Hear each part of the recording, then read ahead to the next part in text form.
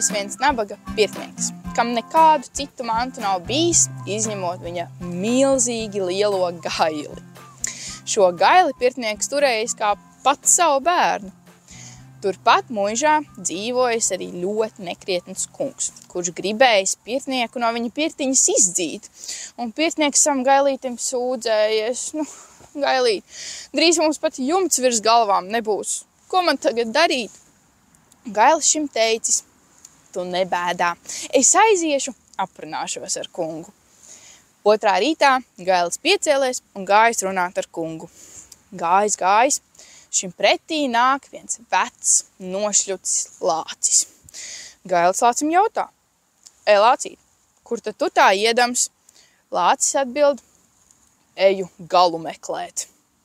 Ai, lācīt, nāc, es tevi labāk dzīvo apēdīšu. Rī, saka lācis, un Gailis apēdis lāci dzīvu. Gājis tālāk, gabaliņu pagājis, viņām pretī nāk vilks, pusbeigts velkās. Arī šim Gailis pajautā, vilciņ, un kur tad tu iedams? Vilks atbild, eju galu meklēt. Ai, vilciņ, nāc šurp, es tevi labāk dzīvu apēdīšu. Un vilks atnācis un teicis, lai rī. Gailis gājis tālāk, gājis. Viņam pretī nāk vanags, knapi velkās. Šim Gailis pajautājis, vanadziņ, kur tad tu iedams? Vanags atbild Gailim, eju galu meklēt. Ai, vanadziņ, nāc, es tevi labāk dzīvu apēdīšu. Un vanags teicis, rī. Tā Gailis apēdis arī vanagu. Aizgājis uz kunga mājām, apsēdies uz vārtu staba un sācis dziedāt. Kikerigu, manā guzā vairāk kā kunga muižā. Kungs izdzirdējis tādu nekrietnu dziesmu, nāca laukā skatīties, kas tad notiek. Ieraudzījis Gaili, licis saviem vīriem to tulīt pat iemest putnu kūtī, lai niknie zostē viņi tur to noknābā. Iemetuši arī. Pienākusi nakts. Gailis izlaiž ārā vanagu, kas saplosījis visus putnus. Nākamajā rītā kungs nāk skatīties, kas noticis. Ierauga, vanags ir paslēpies, bet Gailis izšmauc ārā pa durvīm, atkal apsēžās uz vārtu staba un sāk dziedāt savu dziesmu. Kikerigu, manā guzā vairāk kā kunga muižā. Kungs izdzirdēja šo nekrietno dziesmu, tūlīt saviem vīriem licis Gaili iespundēt lopu kūtī, lai tur negantie buļļi to nobadītu. Iemetuši arī. Pienākusi nakts.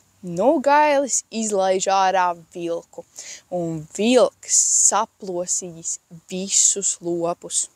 Nākamajā rītā kungs nāca skatīties, kas ar Gaili būs noticis. Ieraudzījis, kas noticis. Gailis tūlīt pat izšmaucis ārā pa durvīm un atkal sācis dziedāt savu dziesmu. Kikerigu! Manā guzā vairāk kā kunga muižā. Kungs licis saviem vīriem Gaili tūlīt iemest zirgu stallī, lai nevaldāmie ērzeļi tur to nospārdītu. Iemetuši arī, pienākusi nakts, un Gailis izlaidis ārā lāci. Bet lācis saplosījis visus zirgus. Nākamajā rītā kungs nācis skatīties un ieraudzījis, kas noticis. Gailis izšmaucis atkal ārā pa durvīm un sācis dziedāt savu dziesmiņu. Kikerigu, manā guzā vairāk kā kunga muižā. Kungam apnicis. Viņš licis savai saimei Gaili nokaut. Bet Gailis pasaucis vanagu, pasaucis vilku, pasaucis lāci. Un vanags ķēris, lācis turējis, vilks plosījis visu kunga saimi. Gailis kungam jautājis, tu gribi mirt vai kļūt par manu un mana pirtnieka, cūku un suņu puisi? Kungs atbildējis, es labāk kļūstu par tavu cūku un suņu puisi, kā mirstu tādā nāvē. Tā Gailis atvedis pirtnieku uz muižu, un abi dzīvojuši ilgi un laimīgi, bet kungs kļuvis par viņa cūku un suņu puisi.